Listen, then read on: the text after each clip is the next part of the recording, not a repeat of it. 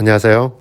이번 시간에는 모션 컨트롤러 라이브러리에서 사용되는 그 가속도, 감속도, 속도에 대한 내용을 설명을 드리도록 하겠습니다. 먼저 펑션 블록을 보면은 그림으로 표기가 되죠, 보통. 그래서 이렇게 블록이 있고 MC 언더바 move velocity 그리고 입력이 있고 입력 단자가 있죠. 그리고 출력 단자 LRID 이렇게 펑션 블록을 볼 수가 있습니다. 자, 여기 액시스 되겠죠. 축에 대한 거를 정의를 해줘야 되고, 다음에 execute 입력이 있고, 좀 더 있어야겠네요. 네. 자, 그 다음에 속도 모드니까 속도 모드에 관련된 펑션 블록이기 때문에 MC velocity가 필요하죠. 속도값.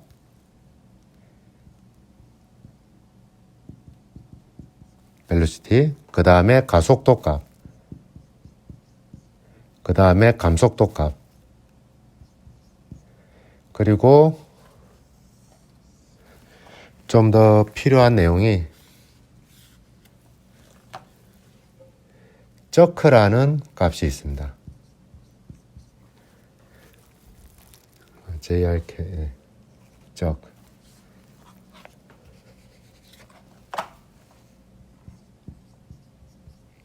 저크라는 입력이 있습니다. 다음에 이제 옵션에 따라서는 디렉션 입력이 있고요. 지금 화면에 보이시는 우측에 나와 있는 각 제조사별, 각 회사들마다 제공되는 MC 라이브러리 형태입니다.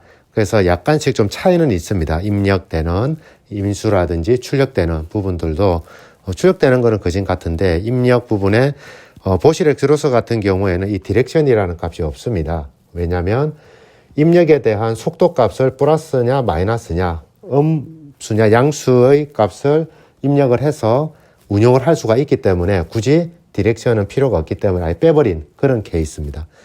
그리고 다른 회사 같은 경우는 슈나이더인가요? 네. 이 회사 같은 경우는 슈나이더가 아니라 어디 거죠? 백오프.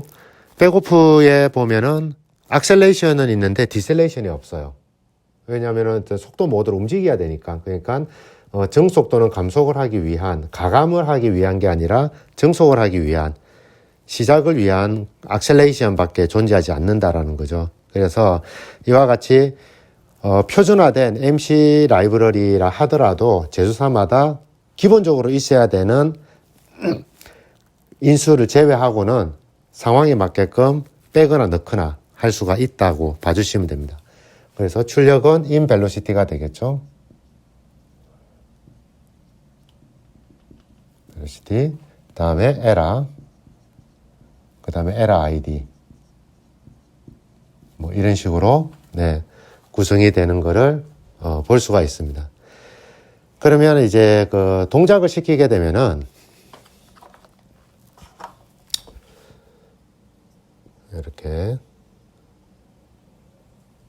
이렇게 있다고 가정을 하고 보통 여기가 이제 시간이 되겠죠. t. 그 다음에 얘가 이제 속도 velocity 속도가 될 거고 보통 이제 저희가 표현할 때 이런 식으로 표현하죠. 여기서 이런 식으로 이런 속도 프로파일 아마 많이 보셨을 겁니다. 이렇게 표기를 하죠. 자, 이 부분을 가속도라고 하죠.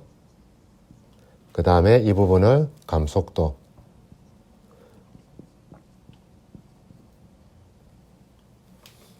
그리고 여기를 velocity, 속도.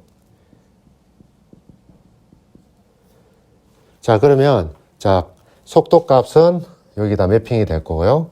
그 다음에 가속도 값 여기 매핑되고 감속도 값 디셀레이션이 매핑이 됩니다.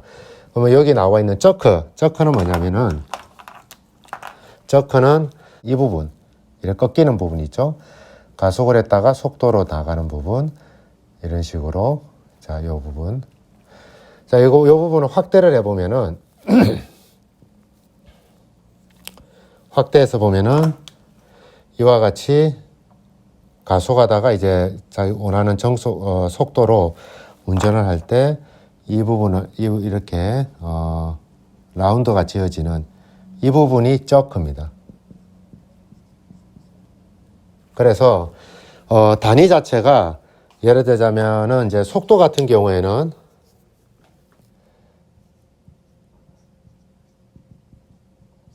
벨로시티 같은 경우에는 유닛에 시간이 되겠죠. 그 유닛이라는 거는 회전축 같은 경우에는 라디안이 될 거고, 직선축 같은 경우에는 밀리미터 또는 뭐 인치 이런 것들이 되겠죠. 그리고 가속도 같은 경우에는 유닛의 시간의 자승이죠. 초당 정속량, 시간에 대한 정속량을 뜻한다고 봐주시면 될 것 같고요. 다음에 디셀레이션도 마찬가지로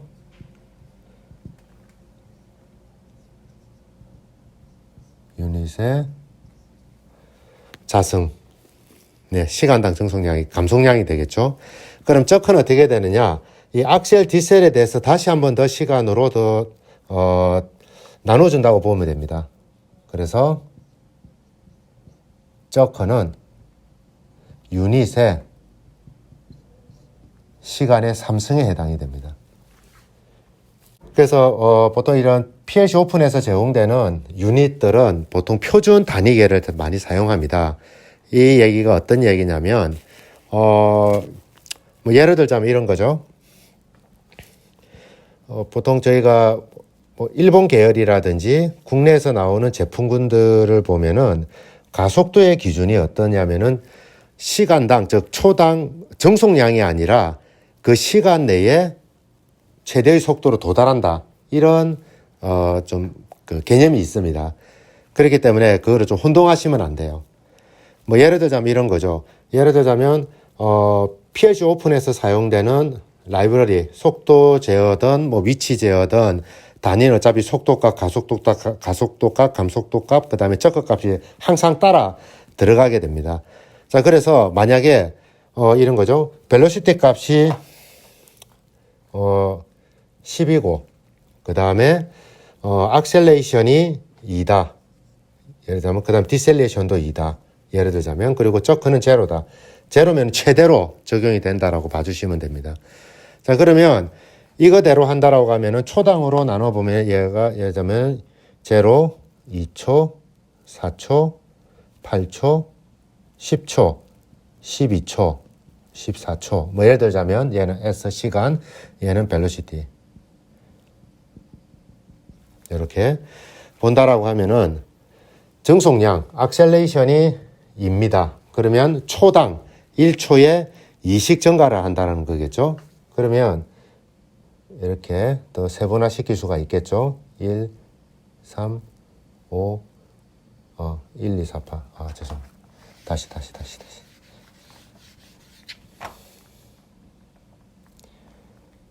여기서 제로, 1, 2, 3, 4, 5, 6, 7, 8, 9, 10 이라고 가정하면은 초당 2씩 증가한다고 봐주시면 됩니다. 얘가 뭐 예를 들자면은 1, 2, 3, 4, 5, 6, 또 올라가야 되네.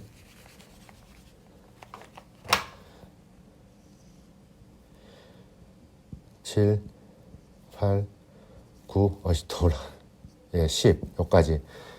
그러면 초당 2씩 증가한다고 봐주시면 되는 거죠. 그래 되면 1초에 2, 그 다음에 2, 그 다음에 2. 이렇게 증가하겠죠? 여기, 그리고 여기. 그래 되면은 가속도라는 게 결과적으로는 이런 식으로 그래프가 만들어지겠죠. 도달한 뒤에 10rpm으로. 그래서 이 부분이 이제 가속도가 되는 거겠죠.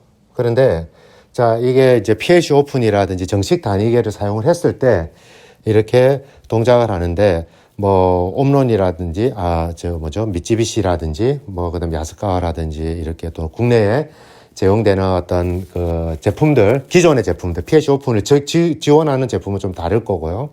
제품과 같은 경우는 만약 이런 데이터다라고 하면은 2라고 하면은 2초 만에 10에 도달해라 이런 의미입니다. 그래서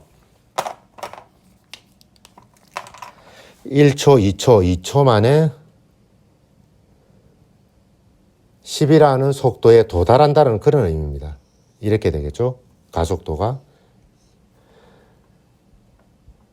자, 그러다 보니까 이 부분이 PLC 오픈에서 지원하는 정식 단위계의 어떤 모션이라고 하면은 이런 부분들이 이제 뭐라고 해야 되나요? 그 기존 일본 제품군에 해당되는 그런 형태가 되겠죠. 자, 그러다 보니까 악셀레이션이나 디셀레이션 값이 크면 클수록 PLC 오픈 같은 경우는 기울기가 굉장히 가팔라지고 반대로 일본 계열이라든지 기존에 쓰는 방식의 제품군들은 어떻게 되냐? 값이 크면 클수록 시간 단위니까 늘어지는 거예요. 그래서 만약에 이 값이 5라고 되어 있으면은 일본 제품 같은 경우에는 1초, 2초, 3초, 4초, 5초 만에 어디에 10에 도달해라 라는 이런 기울기가 만들어지는 거고요. 그러나 이제 PLC 오픈 같은 경우에는 방식이 좀 다르죠. 정식 단위계니까 그러면 초당 1초에 5씩 증가를 하는 거죠. 그 다음에 2초 만에 이래 바뀌어버리는 거죠. 자, 이런 부분들이 있는 거죠. 자, 그래서 앞으로 진행될 MC 무브 벨로시티 그다음에 이제 무브 앱솔루트, 무브 렐라티브 또는 캠 또는 동기 이런데 항상 이런 속도와 가속도 저크가 빠지지는 않습니다. 항상 나옵니다. 그렇기 때문에 그에 대한 기본적인 이해를 돕기 위해서 오늘은 그림을 좀 그려가면서 좀 설명을 좀 드렸습니다. 예, 다음 시간에 또 뵙도록 하겠습니다.